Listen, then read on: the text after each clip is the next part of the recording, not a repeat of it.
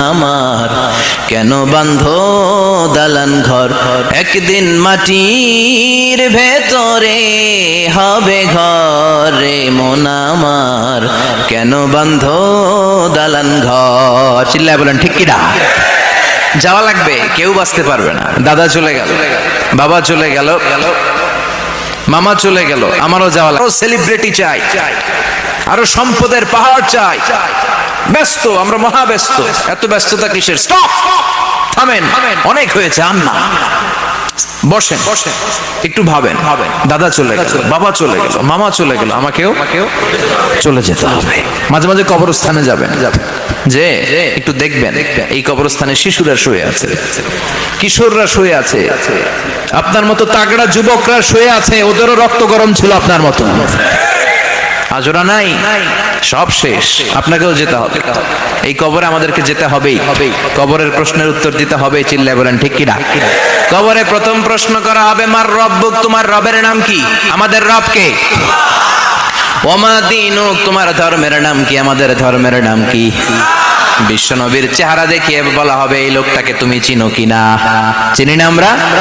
চাঁদের চেয়ে সুন্দর তুমি, নবী আমার কমলিহি ওয়ালা, দু জাহানের বাদশাহ তুমি, প্যারা নবী সাল্লাল্লাহু আলা, দু জাহানের বাদশাহ তুমি, প্যারা নবী সাল্লাল্লাহু আলা, চাঁদের চেয়ে সুন্দর তুমি, নবী আমার কমলিহি ওয়ালা। সুবহানাল্লাহ পড়ে। আমাদেরকে জিজ্ঞেস করা হবে, রবকে বলবো আল্লাহ, ধর্ম কি? বলবো ইসলাম। এই লোকটারে চিনো নাকি? আমরা বলবো চিনি, আমাদের প্রাণের নবী মুহাম্মদ সাল্লাল্লাহু। তিনটা প্রশ্নের উত্তর করতে পারলে এডিশনাল আর একটা প্রশ্ন, ওমা ইলমু। এই তিনটা প্রশ্নের উত্তর জানলা কেমনে? নকল করছো নাকি? বাংলাদেশে নকল আছে না নাই? কোথায় নকল করে? হ্যাঁ, কিছু লিজেন্ড আছে দেখি, একেবারে জামার ভিতরে নকল, টুপির ভিতরে নকল, স্কেলের ভিতরে নকল, মৌজার ভিতরে নকল। আছে না নাই? কথা বলেন। ফেরেশতারা বলবে, তুমি তিনটা প্রশ্নের উত্তর করলে কি করে? আপনাকে বলতে হবে, আমি কোরআন থেকে শিখেছি, আমি হাদিস থেকে জেনেছি। চিল্লায় বলেন ঠিক কিনা? তখন ফেরেশতারা বলবে, আহলান ওয়া সাহলান, মারহাবান, কংগ্রাচুলেশন, তুমি উত্তর করতে পেরেছো। ইফসাহু লাহু কবরুহু ৭০ যিরান, আপনার কবরটারে ৭০ হাত লম্বা বানিয়ে দেয়া হবে। ইফতাহু লাহু বাবুন ইলাল জান্নাহ, জান্নাতের দিকে দরজা করে দেয়া হবে। ইলবাসু মিন লিবাসিল জান্নাহ, জান্নাতের পোশাক পরিয়ে দেয়া হবে। আর বলা হবে, নাম কানাউমিল আরুস, বাসর রাতে কনেকে নিয়ে বর যেমনি শান্তির ঘুম, আরামের ঘুম দেয়, তুমিও ঘুম দাও, ঘুমাও। You should get some sleep now. You're very tired, man. ঘুমাও, অনেক হয়েছে, ঘুমাও। তোমার এই ঘুম কেউ ভাঙাবে না, ইসরাফিলের সিঙ্গার ফুৎকার ছাড়া। আল্লাহ লম্বা ঘুম যেন দিতে পারি, তৌফিক দাও। আর যারা ইসলাম বিরোধী, কোরআন বিরোধী, বিশ্বনবী বিরোধী, তাদেরকেও প্রশ্ন করা হবে, তোর রব কে? মার রব্বুক, সে বলবে, লা আদরি, আমি কিছু জানি না, আমি মাফ চাই, দোয়াও চাই। কথা কন, জানি না, আমি কিছুই মনে করতে পারছি না, আমি কিছু জানি না, আমার ধর্ম নাই, কর্ম নাই, আমার ধর্ম যার যার, উৎসব সবার, আমার কোনো ধর্ম টর্ম নাই, আমার কোনো নামাজ রোজা নাই, আমার কোনো রব নাই। দ্বিতীয় প্রশ্ন, ওমা দীনুক, তোর ধর্মের নাম কি? সে বলবে, ধর্ম কি আমি জানি না, আমি ধর্মরে গালি দিতাম, আমি দুনিয়া ইসলাম রে বাস দিতাম, আমি আলেম ওলামাদের বিরোধিতা করতাম, আর শাহবাগের মঞ্চে উঠে ভাষণ দিতাম। আছে না নাই? সব গুমর ফাঁস হয়ে যাবে, ইয়াউমুত তাকাবুন। এরপর বিশ্বনবীর চেহারা দেখিয়ে বলা হবে, এই লোকটারা চিনো নাকি? সে বলবে, চিনি না, তবে আমার বন্ধুরা তার বিরুদ্ধে ব্লগে লিখতো, আমিও ব্যাড ব্যাড কমেন্টস করে দিতাম, এই লোকটার বিরুদ্ধে আমি কার্টুন বানাতাম, এই বিশ্বনবীর বিরুদ্ধে আমি কথা বলতাম। চিল্লায় বলেন ঠিক কিনা? ফেরেশতারা বলবে, লা দারাইতা ওয়ালা তালাইতা, তুই তো কিছুই পারলি না, তুই তো কপাল পোড়া। ফায়ুতরাকু বিমাতারিকা মিন হাদিদ, লোহার হাতুড়ি দিয়ে পিটিয়ে ওর মাসেলগুলো থেতলে ফেলা হবে। ওয়ায়ুকালু লিল আরদি ইলতাইমি, কবরের দুই পাশের মাটির বলা হবে, চাপ দে, এমন চাপ দিবে, ফাতাখতালিফা আদলাউহু, ডান পাশের পাজরের হাড্ডি বাম দিকে ঢুকে যাবে, বাম পাশের পাজরের হাড্ডি ডান পাশে ঢুকে যাবে। কিয়ামত পর্যন্ত এই মারামারি চলবে। আল্লাহ এরকম ভয়ঙ্কর পরিস্থিতি থেকে আমাদেরকে বাঁচাও। ওই কবরের আযাব থেকে বাঁচার দরকার আছে না নাই? বিশ্বনবী বললেন যে ব্যক্তি রাত্রিবেলায় সূরাতুল মুলক তেলাওয়াত করবে তার কবরের আযাব হবে না। ইন্না হাযিহি সূরাতুন আযীমা মানিআতুন মিন আযাবিল কবর। এই সূরাটা এমন সূরা, সাধারণ কোন সূরা না। এই সূরাতুল মুলক যে রাত্রিবেলায় তেলাওয়াত করবে তার কবরের আযাব থেকে তারে বাঁচিয়ে দিবে কে? নাম্বার 1 ফজিলাত স্ট্যাটাস মনে থাকবে তো। 2 নাম্বার স্ট্যাটাস শাফাআত লি সাহিবিহা। এই সূরাটা এই সূরার তেলাওয়াতকারীর জন্য কিয়ামতের দিন সুপারিশ করবে। কোরআন সুপারিশ করবে, চারটেখানি কথা না।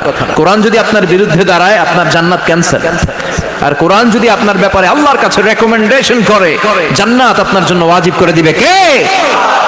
এজন্য বিশ্বনবী বললেন শাফাআত লি সাহিবিহা, কিয়ামতের দিন তেলাওয়াতকারীর জন্য আল্লাহর কাছে সুপারিশ করবে।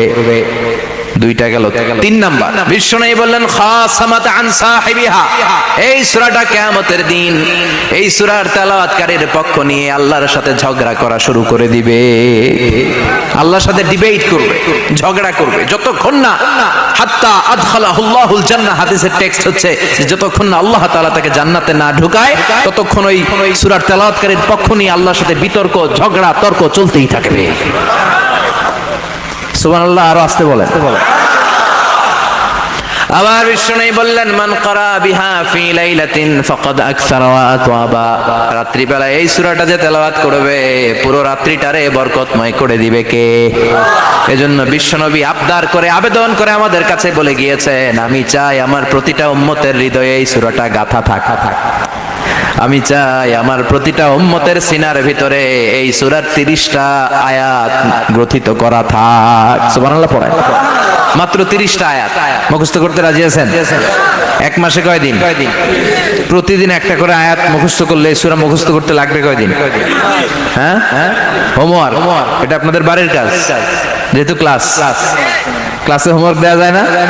আরবিতে বলে আল ওয়াজিব আল মানজিলি। আমি গতানুগতিক তাফসীর করি না, আমি সমাজের খুঁতগুলো ধরে ধরে ডিসকাশনের মতো আমি করি। বিভিন্ন জেলায় যে ওখানকার ইয়াংদের সাথেও বসি, কথা বলি, এটাই আমার তাফসীর, এটাই কোরআনের এক্সপ্লেনেশন এন্ড ইন্টারপ্রিটেশন। এতেই মানুষ উপকৃত হয় বেশি। চিল্লা এখন ঠিক কিনা?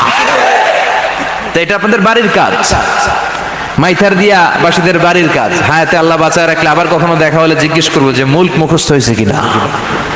কে কে মুখস্থ করবেন না হাত তোলেন। সবাই করবেন? এবার কে কে মুখস্থ করবেন হাত তুলে আমার না আল্লাহর দেখান। আল্লাহ তুমি কবুল করো। আরো জোরে পড়েন আমিন। হাত নামান। এই সূরাটা it's an eye opener for you. এটা আপনার চোখ খুলে দিবে। এই সূরাটা আপনার চোখকে খুলে দিবে, আপনার ঘুমন্ত বিবেককে জাগিয়ে তুলবে। স্রষ্টার ব্যাপারে আপনার যদি কোনো সাসপিশন থাকে, সন্দেহ থাকে, এই সন্দেহের পাহাড়কে ভেঙে এই সূরা চুরমার করে দিবে। চিল্লায় বলেন সুবহানাল্লাহ। আল্লাহ ডেকে বলে গোলাম, কিছু কিছু নাস্তিক আছে আমারে খুঁজে পায় না। এরকম কপাল পোড়া নাদান নাস্তিক বাংলার জমিনেও আছে না নেই? এরা বলে আনসিন ইজ নাথিং, যেটা দেখা যায় না ওইটা মানি না, বলে না? Do you see the air in the atmosphere? বাতাসে, বায়ুমণ্ডলে যে বাতাস ঘুরে বেড়ায় এটা কি তুমি দেখো? তো মানো কেন? Why do you believe on that? Why do you believe on air? বাতাস বিশ্বাস করস কেন? কপাল পোড়া নাস্তিকরা বাতাস মানে না। কথা কন। Do you see the bad headache someone feel in his head and he is shouting? মাথার ব্যথায়, মাইগ্রেনের পেইনে যখন কেউ চিৎকার করে তার মাথার ব্যথা দেখা যায়? আমার এখন প্রচন্ড মাথা ব্যথা যদি হয়, আপনারা দেখতে পাচ্ছেন তো নাস্তিকরা কি মাইগ্রেনের পেইন বিশ্বাস করে না? মাথা ব্যথা বিশ্বাস করে কি করে না? বাতাস বিশ্বাস করে কি করে না? কয় আনসিন ইজ নাথিং, যেটা দেখি না ওটা বিশ্বাস করি না। কপাল পোড়া। আল্লাহ ডেকে বলে গোলাম আমার সৃষ্টির দিকে তাকা, আকাশের দিকে তাকা, বাতাসের দিকে তাকা, সাগরের দিকে তাকা। সাগরের মধ্যে আমি আল্লাহ আছি না নাই? বিশাল বড় বড় পাহাড়ের দিকে তাকা, ঝর্ণার দিকে তাকা, ঝর্ণার মধ্যে আমি আছি না নাই? ঝর্ণা ঝর্ণা ঝর্ণা রে, বলনা বলনা বলনা রে, কার বিরহে পাগল পাড়া তুই। ফুল ফসলে ভরা রে তোর দুকুল বই, কার মিলনে ফুল ফসলে ভরা রে তোর দুকুল ভই। ঝর্ণা ঝর্ণা ঝর্ণা রে, বলনা বলনা বলনা রে, কার বিরহে পাগল পড় তুই। সুবহানাল্লাহ পড়েন। ঝর্ণার দিকে তাকাও, সাগরের দিকে নজর করে দেখো, বিশাল পাহাড়ের দিকে নজর করে তাকাও, ওই পাহাড়ের মধ্যে আল্লাহরে খোঁজে বাবা, চিল্লায় বলেন ঠিক কিনা? এদিন ইমাম আবু হানিফার হাতে হাত রেখে শাহাদা বাক্য পাঠ করেছে, সুবহানাল্লাহ পড়ে। ঝিনুকের ভেতর লুকিয়ে থাকে যেমন মতি, ঝিনুকের ভেতর লুকিয়ে থাকে যেমন মতি, কালমা শাহাদাতে আছে আল্লাহর জ্যোতি, কালমা শাহাদাতে আছে আল্লাহর জ্যোতি, সুবহানাল্লাহ পড়ে। এই জ্যোতি যার হৃদয়ে একবার টাচ করে তার জন্য জান্নাতকে খুলে দেয় কে? এজন্য এই সূরা পড়লে নাস্তিকরা নাস্তিক থাকবে না। নাস্তিকদের জন্য এখানে আল্লাহ মেডিসিন দিয়েছেন, কিছু ডোজ দিয়েছেন, আলহামদুলিল্লাহ পড়ে। এই সূরা থেকে আমরা কিছু সময় কথা শুনবো, শুনতে রাজি আছেন তো? সূরার নাম চিল্লায় বলেন কি নাম? মুলক। মুলক মানে কি? মুলক মানে রাজত্ব, মুলক মানে ক্ষমতা, মুলক মানে পাওয়ার, মুলক মানে কিংডম, মুলক মানে সভরেন্টি। সুবহানাল্লাহ পড়েন। রব্বুল আলামিন বলেন তাবারাকাল্লাযী বিয়াদিহিল মুলকু ওয়া হুয়া আলা কুল্লি শাইইন কাদির। সুমহান সেই সত্তা যার হাতে ক্ষমতা আর তিনি সব বিষয়ে ক্ষমতাশীল। সুবহানাল্লাহ। তাবারাকাল্লাযী বিয়াদিহিল মুলক, মহামহিম সে সত্তা, সুমহান সে সত্তা, বিয়াদিহিল মুলকু যার হাতে ক্ষমতা। ক্ষমতা কার হাতে? চিৎকার করে বলতে হবে, কার হাতে? নাকি আমাদের হাতে, না সরকারের হাতে, পুলিশের হাতে, র্যাবের হাতে, মাশরাফির হাতে, হিরো আলমের হাতে? ক্ষমতা কার হাতে? ক্ষমতা শুধুমাত্র একজনের হাতে। চিল্লায় বলেন তিনি কে? আল্লাহর হাতে ক্ষমতা, আর তিনি হচ্ছেন সকল ক্ষমতার উৎস, centre of the all powers. সব ক্ষমতার উৎস কে? নাকি জনগণ? আমরা কিন্তু এটাই শিখি, এদেশে আমাদেরকে রাষ্ট্রীয়ভাবে শেখানো হয়, এটা রাষ্ট্রীয় কুফরি। সকল ক্ষমতার উৎস জনগণ নয়, সকল ক্ষমতার উৎস কে? উনি ক্ষমতার উৎস, তিনি ক্ষমতাশীল, মহা ক্ষমতাধর, তার ক্ষমতার সাথে কারো তুলনা হয় না। আমাদের কি ক্ষমতা? কথা বলেন। বল্লা পোকার কামড় খাইছেন? হ্যাঁ, মৌমাছি কামড়াইছে? মৌমাছি কামড়াইলে চিল্লাচিল্লি শুরু করে, তো কি ক্ষমতা আছে আপনার? বল্লা কামড় মেয়েরা দেয় তো ওটা ধরে যে মার মইটাও পারি না। কুত্তায় কামড়াইলে আমরা কুত্তারে কামড়াইতেও পারি না। কথা বলেন। আমরা নাকি ক্ষমতার মালিক। পিছন থেকে কেউ যদি বলে হুজুর সাপ, মজা করে বলছি, এতই ভয় পাইছি। আসলে যদি ফস করে আসতো সব দৌড়। স্লোগান দেওয়ার বেলায় লিল্লাহে তাকবীর, আল্লাহু আকবার, আমার ভাই তোমার ভাই, কাপায় ফেলামো নামায় ফেলামো। কথা বলেন। আর যদি পেছন থেকে কেউ আওয়াজ করে বলে সাপ, দৌড়। আপনারা কি দৌড় দিবেন? আমরা এদিক দিয়ে দৌড় দিবেন। কথা কন। চাচা আপন প্রাণ জীবন বাঁচানোর জন্য ভয়ে পাগল। সাপ লাগবে না, ভাও ব্যাং চিনেন? মাইথার দিয়ে নাই বোধহয়, আছে আছে। কি করে?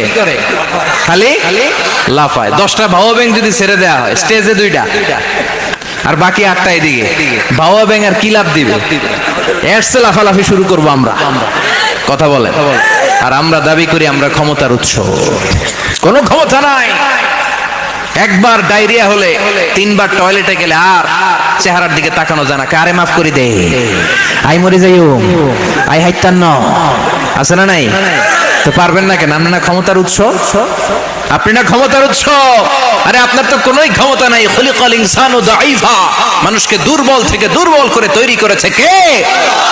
এজন্য রব্বুল আলামিন বলেন তাবারাকাল্লাযী বিয়াদিহিল মুলকু ওয়া হুয়া আলা কুল্লি শাইইন কাদির। সুমহান সেই সত্তা যার হাতে ক্ষমতা। চিল্লায় বলেন ক্ষমতা কার হাতে? আমাদের হাতে কোনো ক্ষমতা নাই। আমরা হলাম দুর্বল। আমরা কি? দুর্বলের ঘরের দুর্বল। আমরা যখন জন্মেছিলাম দুর্বল। আমার ছোট্ট একটা মেয়ে আছে, আমি অবাক হয়ে থাকি যে আমিও তাইলে ছোটবেলায় এরকম ছিলাম, না খাওয়ালে খেতে পারে না, পেশাব পায়খানা করে, ঘর নষ্ট করে, বমি করে, দাঁড়াতে পারে না, শুইতে পারে না, লালা পড়তে থাকে, ক্লিন করতে হয়, সব সময় তাকে আল্লাহর আদেশে দেহে ঢুকে, আল্লাহর আদেশে বের হয়ে যায়, ঠিক কি না? এই যে ছোট্ট বাচ্চাটা দেহের ভিতরে যে রুহু ঢুকলো, কে দিল? 120 দিনের আগে মানব শিশুর দেহের ভিতরে কিন্তু রুহের ফুৎকার হয় না। সহিহ বুখারীর বর্ণনা 40 40 40 3 40 কত কথা বলেন? প্রথম 40 থাকে নুতফা, তারপরের 40-এ হয় আলাকা, তারপরের 40-এ হয় মুদগা, sperm drop, blood clot and then the little flesh. ছোট্ট নাপাক পানি ছিলাম, শুক্রাণু ছিলাম আমরা। কি ছিলাম? শুক্রও ছিলাম না, শুক্রাণু, শুক্রের অণু। এক ফোঁটা শুক্রের মধ্যে 20 কোটি অণু থাকে, ওই 20 কোটির একটা ছিলাম আমি আর আপনি। সুবহানাল্লাহ বাড়িতে গিয়ে বলেন। ডিম্ব আমরা ছিলাম না, আমরা ছিলাম ডিম্বাণু। ডিম্বের এই ডিম্বাণু আর শুক্রাণু দুইটা মিলে আল্লাহ আমাদেরকে বানায় ফেললেন জাইগট, সেখান থেকে এমব্রয়ো, তারপরে আস্তে আস্তে ইনিশিয়াল স্টেজগুলো শেষে একটার পর একটা স্টেজ পার করে তিনি আমাদেরকে বানালেন আলাকা, সেখান থেকে মুদগা, আমাদের দেহের ভেতরে তিনি স্কেলিটন ভরে দিলেন, কঙ্কাল, মাথার স্কাল দিলেন, খুলে দিলেন, নাক কান গলা দিলেন, আমার রেসপিরেটরি সিস্টেম চালু করে দিলেন। কত ছোট ছিলাম আমি, ক্ষুদ্র ছিলাম আমি। ফালয়ানজুরিল ইনসানু মিম্মা খুলিকা, খুলিকা মিম্মাইন দাফিক। মানুষের উচিত তার সৃষ্টি প্রক্রিয়ার দিকে নজর করে তাকানো। বাবার পিঠ থেকে সবেগে নির্গত হওয়া পানি দিয়ে মায়ের পেটে তোমারে ঢুকায় দিল কে? নাপাক পানি থেকে ছোট্ট ব্যাঙ্গাচির মতো ছিলাম, জোকের মতো মায়ের জরায়ুর দেয়ালে লেগেছিলাম। সেখান থেকে বড় করতে করতে আমার রেসপিরেটরি সিস্টেম, আমার হেয়ারিং সিস্টেম, আমার সব সিস্টেমগুলো তিনি আমার দেহের ভিতরে সেট করে দিল। চিল্লায় কোন সুবহানাল্লাহ। 120 দিনের সার্টেন পিরিয়ড শেষে তিনি দেহের ভিতরে রুহের ফুৎকার দিলেন। দেয়া মাত্রই আমার রুহুতে ধপ ধপ ধপ ধপ ধপ ধপ শুরু হয়ে গেছে। ওই যে ধপ ধপ শুরু হয়েছে আদৌ থামে নাই। এই ধপ ধপ থামলে বাঁচবেন? দম ফুরাইলে আমরা ঠুস হয়ে যাবো, ঠিক কিনা? হায় রে মানুষ রঙিন ফানুষ, দম ফুরাইলে তবু তো ভাই কারোরই নাই একটুখানি। হায় রে মানুষ রঙিন ফানুষ, রঙিন ফানুষ, হায় রে মানুষ। সুবহানাল্লাহ বলেন। সে আল্লাহ বললেন, গোলাম, জীবন আর মরণের মাঝখানে আমি তৈরি করেছি রুহু। পৃথিবীর বিজ্ঞানীরা সব বানাতে পারে, কম্পিউটার বানাতে পারে, প্লেন বানাতে পারে, হেলিকপ্টার বানাতে পারে, রকেট বানাতে পারে, কিন্তু গোটা বিশ্বের সব বিজ্ঞানীরা মিলে কি রুহু বানাতে পারে নাকি? কথা বলেন। গত বছর সোফিয়া নামে একটা রোবট আসছিল না? কথা কন। ওটা মাথা উঁচু করে নিচু করে কথা বলতে চায়, মানুষের মতো হতে চায়। আসলে কি মানুষ? ওটার মধ্যে কি রুহু আছে? রুহু বানাইতে পারবে কেউ? এই রুহু নিয়ে যে কত গবেষণা, মুমূর্ষ রোগীদের উপর গবেষণা চালিয়েছে অনেক। বুলেট প্রুফ গ্লাসের ভিতরে মুমূর্ষ রোগীকে রেখে রেখে তারা চেক করতে চেয়েছে আমেরিকান বিজ্ঞানীরা যে রুহু কোন দিক দিয়ে বের হয়। তারা ওজন করে দেখে মানুষ মরে গেলে কোন লাশের ওজন বেড়ে যায়, কোন লাশের ওজন কমে যায়। যেটাতে কমে গেছে 2-1 কেজি কমে যায়, তার অবাক। কি আগে ছিল 80 কেজি, এখন হয়েছে 78 কেজি, তার মানে 2 কেজি না, এটাই রুহু। এটাই কি? এটা হচ্ছে গবেষণার ধাপ। অনেকগুলো মডিউল তারা আনে, অনেক মুমূর্ষ রোগীকে গ্লাস ফিটিং করা, ইন্টেনসিভ কেয়ারে রেখে তারা অবজার্ভ করে, আর অক্সিজেন মাস্ক খুলে দিয়ে তারা দেখে যে লোকটা ছটফট করে কিভাবে মরে। মরার আগে ওজন মাপ ছিল 80 কেজি, মরে গেছে পরে আবার ওজন দিয়ে দেখে 78 কেজি। কমছে কয় কেজি? বিজ্ঞানে কয় পাইছি। সবাই কয় কি পাইছো? কয় রুহু। কই পাইলেন? কয় আগে 80, এখন 78, 2 কেজি। রুহুর ওজন কয় কেজি? তো বিজ্ঞানীদের সিস্টেম হচ্ছে যে কোনো একটা বিষয়ের উপর গবেষণা চালালে তারা পূর্ণাঙ্গ ডিসিশনে পৌঁছতে পারে না। They couldn't jump to the final conclusion just on one module, based on one module. They cannot do it. তাদের অনেকগুলো মডিউল আনতে হয়। তারা আবার নমুনা আনলো আরেকটা, মুমূর্ষ রোগী, অক্সিজেন চেম্বার লাগানো, মাস্ক লাগানো, এটা খুলে ফেললে মরে যাবে। বুলেট প্রুফ করা গ্লাসের ভিতরে ঢুকিয়ে এটার ওজন মাপ, এটার ওজন 60 কেজি। এবার মাছ খোল, মাছ খুলছে ছটফট ছটফট করে, এটা শেষ। এবার মাপ দেখ, এবার মাইপা দেখা গেছে 63 কেজি। কয় কেজি বাড়ছে?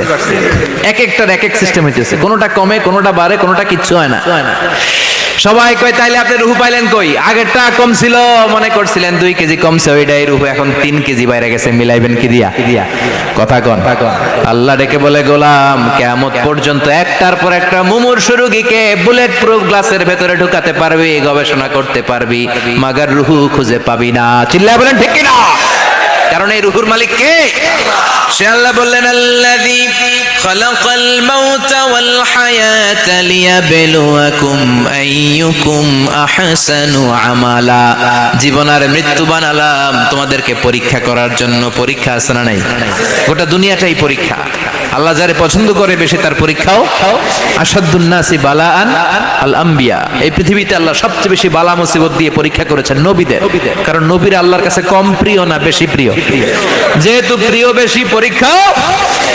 এজন্য মুমিনের উপর যদি পরীক্ষা আসে, মুমিনের উপর যদি অত্যাচার আসে, মুমিনের উপর যদি ধৈর্যের পরীক্ষা আসে, জেল জরিমানা আসে, মুমিন ওইটারে ভয় পায় না। মুমিন ভয় পায় একজনকে, চিল্লায় বলেন তিনি কে?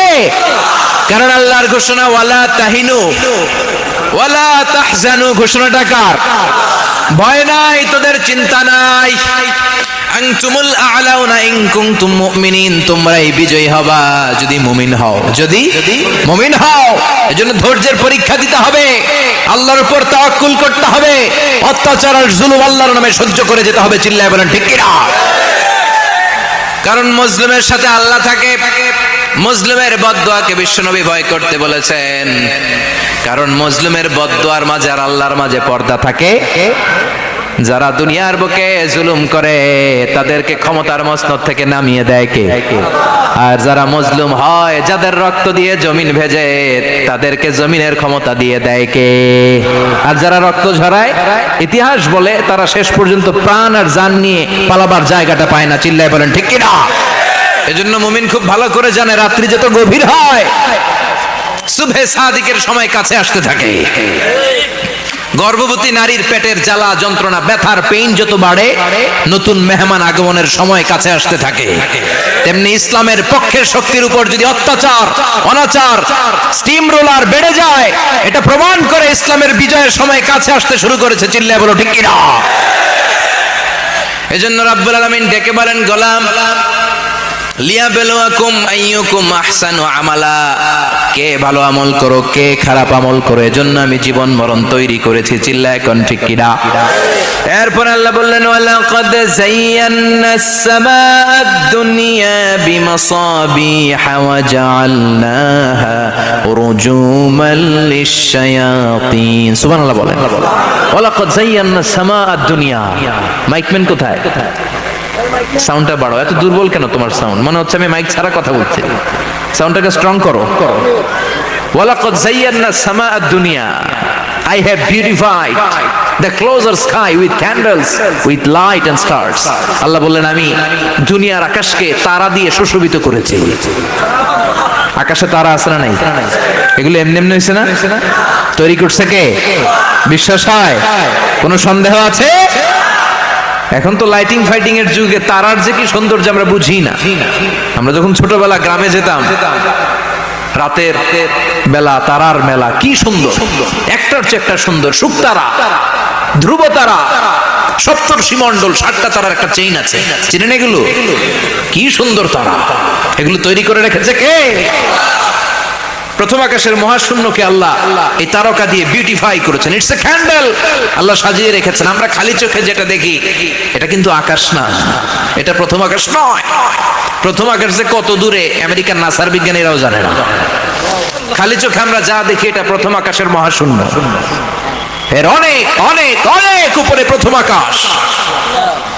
এরপরে দ্বিতীয় আকাশের মহাশূন্যের স্তর শুরু, এরপরে দ্বিতীয় আকাশ, তারপরে তৃতীয় আকাশের মহাশূন্যের স্তর শুরু, তারপরে তৃতীয় আকাশ। একটার চেয়ে আরেকটা বড়। প্রথম আকাশের চেয়ে দ্বিতীয় আকাশ কত বড় বলি?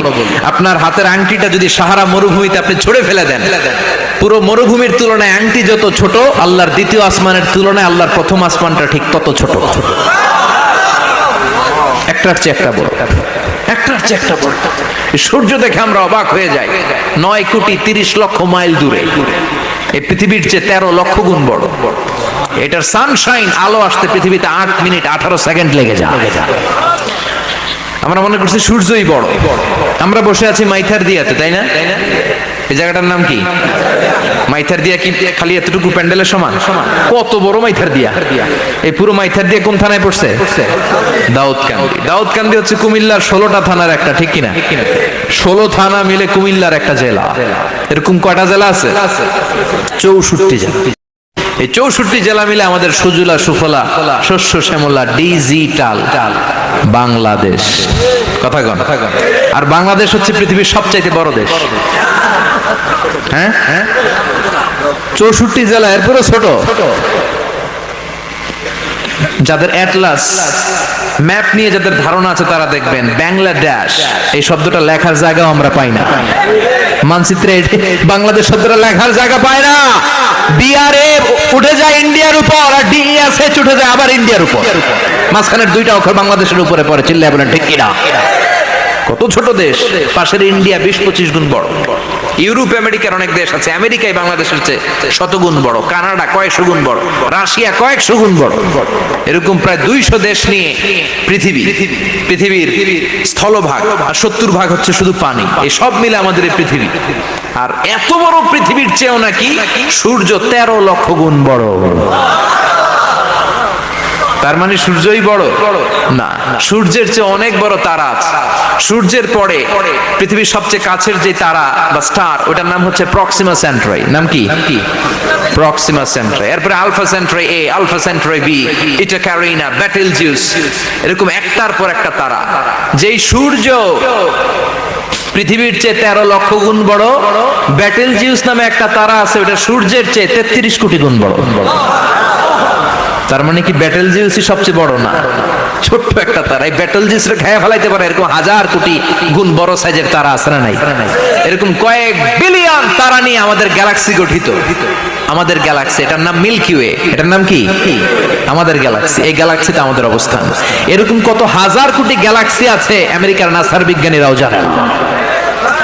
আমাদের গ্যালাক্সির সবচেয়ে কাছের যে গ্যালাক্সি, ওই গ্যালাক্সিটার নাম হচ্ছে অ্যান্ড্রোমেডা। কি নাম? অ্যান্ড্রোমেডা। আমাদের গ্যালাক্সি থেকে কেউ যদি কাছের গ্যালাক্সি অ্যান্ড্রোমেডাতে যেতে চায়, তার 2.5 মিলিয়ন লাইট ইয়ার্স সময় লেগে যাবে। কথাটা কঠিন হয়ে গেছে, আমি ভেঙে বলি তারপরে সুবহানাল্লাহ কইবেন।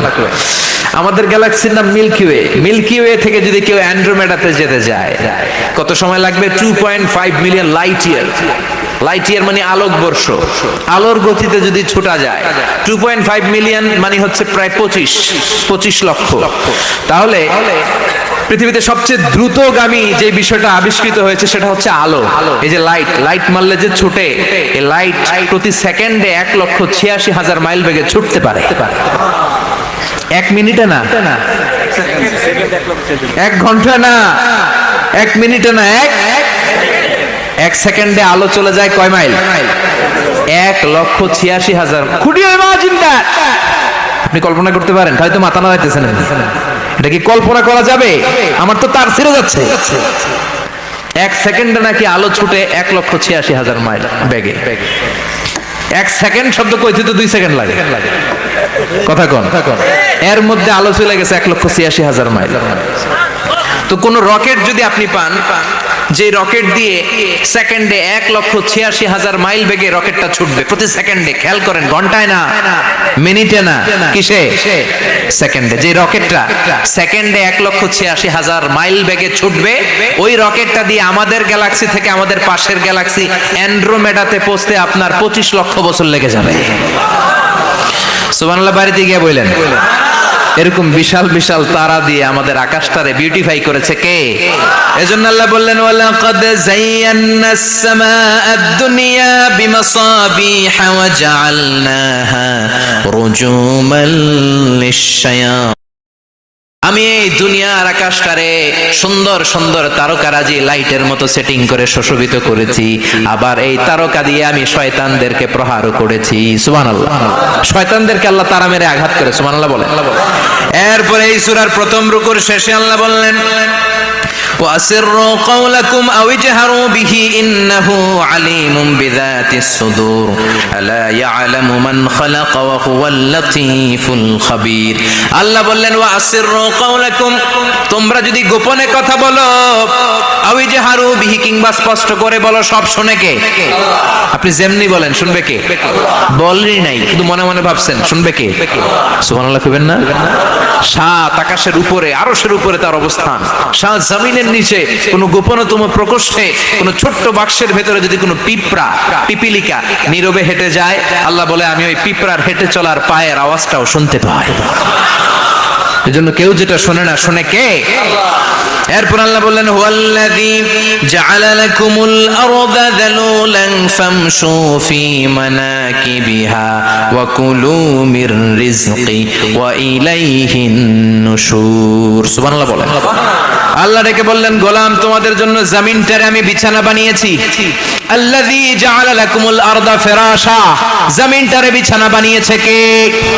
এই বিছানার মতো সমতল জমিন দিয়ে তোমরা হেঁটে বেড়াও, চলে বেড়াও, হেলে দুলে পড়ার সুযোগ নাই, ঠিক কি না?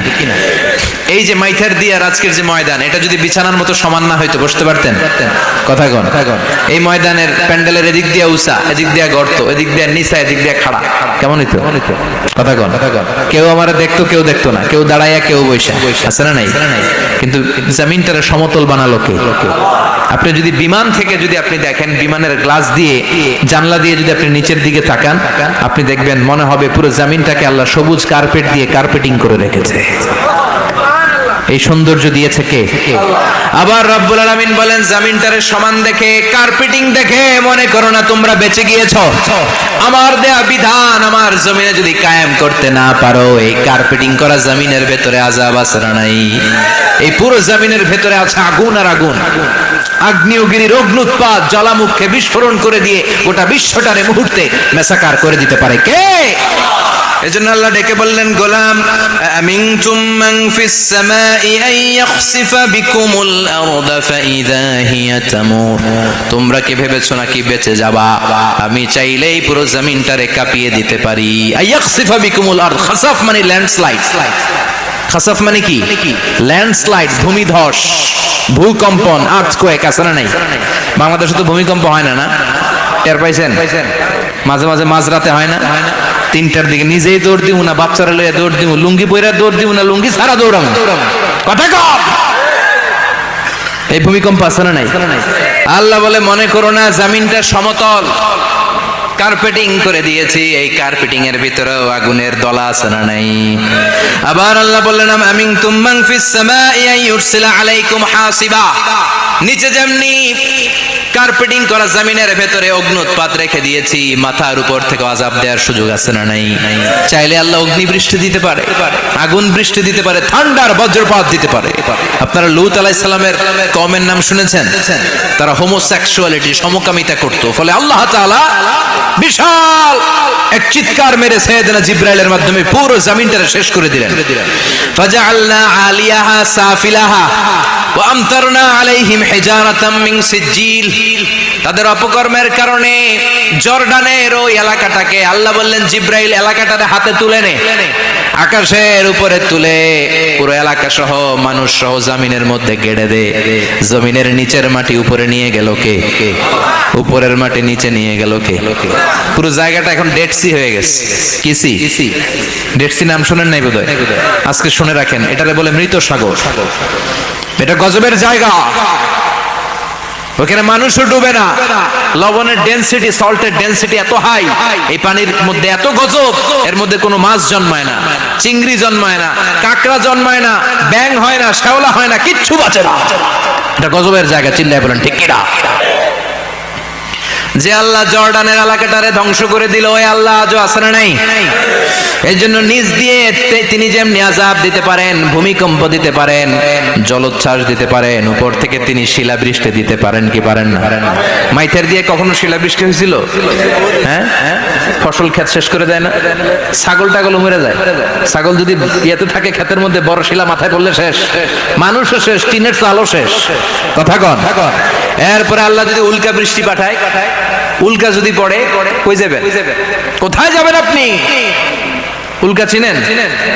মহাশূন্যে বিশাল পাথরের খণ্ড ঘর্ষণ খেয়ে পৃথিবীর ভেতরে ঢুকে যায়। এই পৃথিবীতে সবচেয়ে বড় উল্কাপিণ্ড পড়েছে সাউথ আফ্রিকাতে। সাউথ আফ্রিকার একটা সিটি আছে, হোবা সিটি। এই হোবা শহরে 60 মেট্রিক টন ওজনের একটা উল্কা পড়েছিল, যেখানে পড়েছে পুরো জায়গাটা বিশাল খাদ হয়ে গিয়েছে। এরকম একটা উল্কা যদি এখানে পড়ে আজকে, বাঁচার উপায় আছে? যে বিল্ডিং এ আমরা থাকি, রাত্রেবেলায় ঘুমাই আর ধুম্মা চলে ধুম দেখি রাতে, ওই বিল্ডিং এ যদি একটা পড়ে, কথা কন, ডান্স ক্লাব গুলার উপর যদি পড়ে, পতিতালয় যেগুলা আছে ওগুলা যদি পড়ে, যেই হোটেল গুলার মধ্যে আকাম কুকাম হয় ওইটার উপর যদি পড়ে, নাকি আল্লাহর এখন দেয়ার ক্ষমতা নাই? কথা কন। তার মানে বেঁচে গেছো, পার পেয়ে গেছো মনে করো না, নিজ দিয়েও আযাব আছে, উপর দিয়েও আযাব। এজন্য ভয় পেতে হবে একজন সত্তাকে, তিনি কে? সব ক্ষমতার মালিককে। এরপর আল্লাহ বললেন আওয়ালাম ইয়ারাউ ইলা আত-তায়রি ফাওকাহুম সাফাতিন ওয়া ইয়াকবিদনা মা ইউমসিকুহুন্না ইল্লার রহমান ইন্নাহু বিকুল্লি শাইইন বাসীর। সুবহানাল্লাহ বলেন। আল্লাহ বলেন তোরা নাস্তিক হস কেমন করে? মানুষ নাস্তিক হয় কেমন করে? মানুষ কি মুক্ত বিহঙ্গের দিকে নজর করে তাকায় না? আকাশে মুক্ত বিহঙ্গ নাই? বিহঙ্গ বুঝছেন তো? পাখি। পাখির কথা কোরআনে বললো কে? সুবহানাল্লাহ কইবেন না? ওয়া আরসালা আলাইহিম তায়রান আবাবিল, আবার কাবা ভাঙতে এলে পাঠাওয়া বাবিল। দাও খোদা দাও আমায় আবার উমর দরজ দিল, দাও খোদা দাও আমায় আবার উমর দরজ দিল। সুবহানাল্লাহ পড়েন। এই যে আল্লাহ বললেন ওয়া আরসালা আলাইহিম, তারপর তায়রান আবাবিল, তায়ের মানে পাখি, তায়ের মানে কি? আবার জান্নাতে যারা যাবে তাদেরকে পাখির ভুনাগ্রস্ত খাওয়াবে কে? জান্নাতে যাওয়ার সাথে সাথে প্রথমে আল্লাহ আপনাদেরকে মেহমানদারি করবে মাছের কলিজা দিয়ে। খাইবেন? মাছের কলিজার কথা শুনে জিহ্বায় পানি আসছে না? আউয়ালু তাআমিন ইয়াকুলুহু আহলুল জান্নাতি ফাজিয়াদাতু কাবিদিল হুদ। প্রথমে মাছের কলিজা, এরপরে পাখির ভুনাগ্রস্ত। তার মানে পাখির কথা কোরআনে আছে না নাই? আবার সাইয়েদনা সুলাইমান আলাইহিস সালামের একটা পাখি ছিল, এটার নাম কি ছিল? হুদহুদ পাখি। মাথার উপর দিয়ে চলতো, আর ওটার চোখে জুমিং পাওয়ার আল্লাহ এত বেশি দিয়েছিল, এটা জমিনে নজর করলে বুঝতে পারতো কয় হাজার ফিট নিচে পানি আছে, পানিটা মিষ্টি না লবণাক্ত না কেমন, দেখে দেখে মুহূর্তের মধ্যে সাইয়েদনা সুলাইমানের কাছে সব তথ্য সরবরাহ করে দিত। কোন সুবহানাল্লাহ। এজন্য আল্লাহ বললেন নাস্তিকগুলো কি পাখির দিকে তাকায় না? এই পাখির দিকে তাকালে পাখির রব আল্লাহরে খুঁজে পাওয়া যায়। পাখির দিকে তাকালে, মুক্ত বিহঙ্গের দিকে তাকালে কেমন করে পাখিগুলো উড়ে যায়। এই পাখিগুলো আকাশে ধরে রাখে কে? মা ইউমসিকুহুন্না ইল্লার রহমান। ওই রহমান ছাড়া কেউ পাখিগুলোরে শূন্যে ধরে রাখতে পারে না। কত শত আয়াতে যে আল্লাহ পাখির কথা বলেছেন হিসাব নাই। কত ধরনের পাখি যে আল্লাহ বানিয়েছেন কোনো হিসাব নাই। আপনারা ঘরে জিওগ্রাফিক্যাল চ্যানেলগুলো দেখেন? হ্যাঁ না জি বাংলা দেখেন? স্টার জলসা, কিরণমালা, কি দেখেন? জিওগ্রাফিক্যাল চ্যানেল দেখবেন, ওখানে দেখবেন একটা পাখি আল্লাহ তৈরি করেছে, পৃথিবীর সবচেয়ে ছোট পাখি, নাম হলো হামিং বার্ড। কি নাম? The smallest bird ever in the world. সবচেয়ে ছোট, এটা প্রাপ্তবয়স্কে 3 থেকে 5 ইঞ্চি লম্বা হয়। এটার পূর্ণ যৌবন এটা লম্বা কতদূর? 3 থেকে 5 ইঞ্চি। এটা প্রতি সেকেন্ডে ডানা ঝাপটাতে পারে 80 বার। কয়বার? আমাদের ডানা আছে না 2টা? আপনি আপনার ডানা 1 সেকেন্ডে কয়বার ঝাপটাতে পারবেন? হ্যাঁ, আমি ঝাপটাইলাম, কয়টা হয়েছে 1 সেকেন্ডে?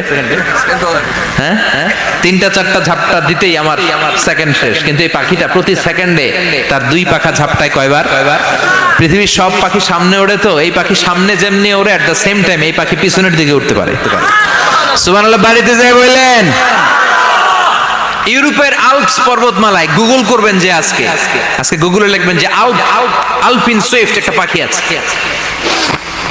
এই পাখিটা একবার যখন শূন্যে উড়াল দেয়, উড়ন্ত অবস্থায় এটা আকাশে 6 মাস থাকতে পারে। আকাশের মেঘের আপ থেকে পানি খায়, শূন্যে ভেসে বেড়ানো পোকামাকড় ধরে খেয়ে বেঁচে থাকে।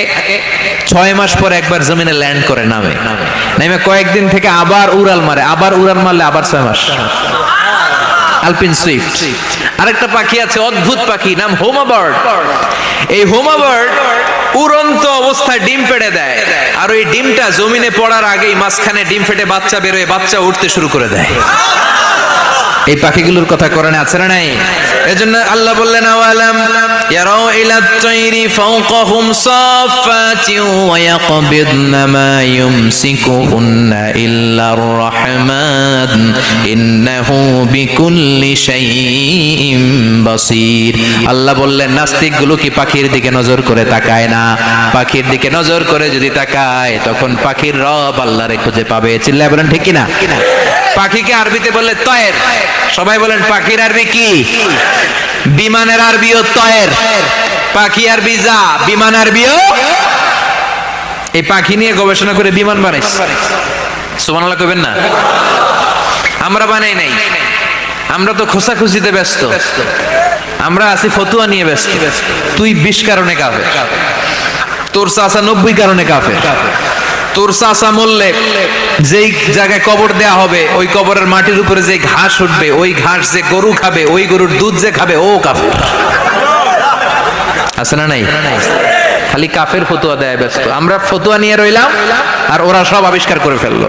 উইলবার রাইট আর অরভিল রাইট, এই দুই ভাই 1903 সালে এই বিমান আবিষ্কার করেছে এই আয়াতের উপর গবেষণা করে। আওয়ালাম ইয়ারাউ ইলা তাইর, ওরা কি পাখি নিয়ে ভাবে না? আমাদের তো ভাবার সময় নেই, আমরা আছি মদ নিয়ে আর নারী নিয়ে আর জুয়াবাজি নিয়ে। চিল্লায় বলেন ঠিক কিনা? এমন অনেক মন্ত্রীদের হোটেল আছে যেখানে পতিতালয়ের আড্ডাখানা। চিল্লায় বলো ঠিক কিনা? মুসলমান রাজ মদ আর নারী নিয়ে ব্যস্ত, আর ইহুদি খ্রিস্টানরা আমাদের সব ঐতিহ্যকে ধারণ করেছে। Wilbur right or will write গবেষণা শুরু করে দিল। পাহাড়ে শুয়ে শুয়ে দুই ভাই খালি পাখির ছবি আঁকে, কেমনে পাখিগুলো টানা ঝাপটা মেরে ওঠে, কেমনে নামে। গবেষণা করতে করতে করতে প্লেন বানায় ফেললো 1903 সালে। আজ থেকে 100 বছর আগের স্টোরি শোনাচ্ছি আপনাদের। তখনকার বিমান এখনকার বিমানের মতো ছিল না। আপনি দেখবেন যে শুরুতে বিমান কেমন ছিল। শুরুতে ভাঙ্গাচুরা দুইটা পাখা নিয়ে একটু উড়ে আবার ধপাস করে পড়ে, কিন্তু আশা হারায় নাই, আবার উড়ে ধপাস করে পড়ে। আমেরিকাতে সুবিধা করতে পারেনি। ফ্রান্সের এক কিং তাদেরকে ডোনেট করেছে বিপুল অঙ্কের টাকা দিয়ে। তারা প্রথম ফ্রান্সের একটা শহর থেকে আরেকটা শহরে পৃথিবীর প্রথম প্যাসেঞ্জার প্লেন নিরাপদে ল্যান্ড করেছে। মানুষের উড়ার স্বপ্ন সফল হতে শুরু করলো। এখন বিভিন্ন ধরনের বিমান একটার পর একটা শুরু হয়েছে। এই পৃথিবীর সবচাইতে দ্রুতগামী যে বিমানটা আগে ছিল নাম ছিল কনকর্ড, যাত্রীবাহী বিমান। এটার পরে এখন একটা বাইরে হয়েছে বোম সুপারসনিক। কি নাম? Bomb supersonic. এত স্পিডে চলে, এই মাত্র দেখলেন এদিকে, এরপর দেখবেন নাই ওইদিকে। সুবহানাল্লাহ পড়ে। কি বিশাল বিশাল ডবল ডেকার গুলো নিয়ে শূন্যে উড়াল দেয়। A3 এয়ার বোয়িং A380 বর্তমান পৃথিবীতে সবচেয়ে বড় প্যাসেঞ্জার বিমান। কার্গো বিমান তো এগুলোর 7-8 ডবল বড় হয়। I'm talking about the passenger plane A380 525 জন যাত্রী নিয়ে এটা শূন্যে উড়াল দেয়।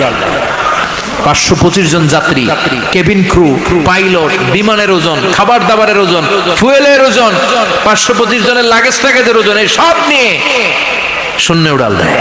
সুবহানাল্লাহ কইবেন না? এই বিমান আবিষ্কারের আগ পর্যন্ত গোটা বিশ্বব্যাপী সব দেশে দেশে ছিল সেনাবাহিনী আর নৌবাহিনী। বিমান আবিষ্কার হওয়ার সাথে সাথেই শুরু হয়ে গেল বিমান বাহিনী, এয়ার ফোর্স, মিলিটারি। এখন বোম সুপারসনিক বানায়, এখন ড্রোন হামলা করে, এখন মিসাইল হামলা করে, এখন স্যাটেলাইট পাঠায়। আমরাও পাঠাইছি। কি নাম? Bangabandhu satellite. We launching the Bangabandhu satellite channel last year. আমরা বঙ্গবন্ধু স্যাটেলাইটও পাঠাইছি উপরে। সবকিছু পাখির উপর গবেষণা করে হয়েছে। চিৎকার করে বলেন ঠিক কিনা? এজন্য আল্লাহ ডেকে বললেন, গোলাম ওরা কি পাখির দিকে তাকায় না? পাখির দিকে যদি নজর করে একটিবার তাকাতো, নাস্তিক আর নাস্তিক থাকতে পারতো না। এজন্য নাস্তিকদের জন্য সূরার ভেতরে ডোজ আছে, আই ওপেনার আছে। সর্বশেষ আল্লাহ একটা প্রশ্ন দিয়ে এই সূরাটা শেষ করলেন। প্রশ্নটা শুনবেন? শুনবেন সবাই? আল্লাহ বললেন, কুল আরাআইতুম ইন আসবাহা মাউকুম গাওরান ফামান ইয়াতিকুম বিমাইম মাইন। বলো দেখি সবে, শুকাইয়া যদি যায় এই পৃথিবীর পানি, তাহলে হেথায় তটনির ধারা কে দিবে সবারে আনি? কে দিবে আনি? একদিন সকালবেলা ঘুম থেকে উঠছেন, টয়লেটে যাবেন, মুখ ধুবেন, স্কুলে যাবেন, অফিসে যাবেন, কাজে যাবেন, যায় দেখেন টিউবওয়েল চাপতেছেন, পানি নেই। ট্যাপ ছাড়লেন, পানি নাই। চোখের মধ্যে ময়লা, নাকে ময়লা। টয়লেটে যাবেন, পানি নাই। পুকুরে নেমে দেখেন পানি নাই। বিশাল বিশাল মেশিন বসিয়ে মাটির নিচ থেকে ভূগর্ভস্থ পানি ওঠানোর চেষ্টা করলেন, একটা পানি নাই। এক ফোঁটা পানি গোটা বিশ্বে কোথাও নাই। কে দিব পানি আপনারে? পানি সম্পদ মন্ত্রী দিব, ডোনাল্ড ট্রাম্প দিব, শেখ হাসিনা দিবে? কেউ দিতে পারবে? এক ফোঁটা পানি বানানোর ক্ষমতা আমাদের নয়। ঠিক কিনা? পানির বৈজ্ঞানিক নাম হচ্ছে H2O। কি নাম? এই দেশে H2 নিয়ে কত কথা আছে না নাই? হাইড্রোজেনের 2টা মলিকিউল, অক্সিজেনের একটা মলিকিউল। এই 2টা গ্যাস, হাইড্রোজেন আর অক্সিজেন, 2 গ্যাস একসাথে মিলাইলে কি হয়? কথা বলেন। মিঠা নদীর পানি। সুবহানাল্লাহ পড়েন। আল্লাহ বললেন ঘুম থেকে উঠে যদি দেখো পৃথিবীর সব পানিগুলো একেবারে পৃথিবীর নিচে চলে গেছে, কোন মাধ্যম দিয়ে এক ফোঁটা পানির জোগাড় আর বন্দোবস্ত করা যায় না, কে তোদেরকে পানি এনে দিবে? কথা কন। আল্লাহ ছাড়া এক ফোঁটা পানি এনে দেওয়ার মতো ক্ষমতা কারো আছে নাকি?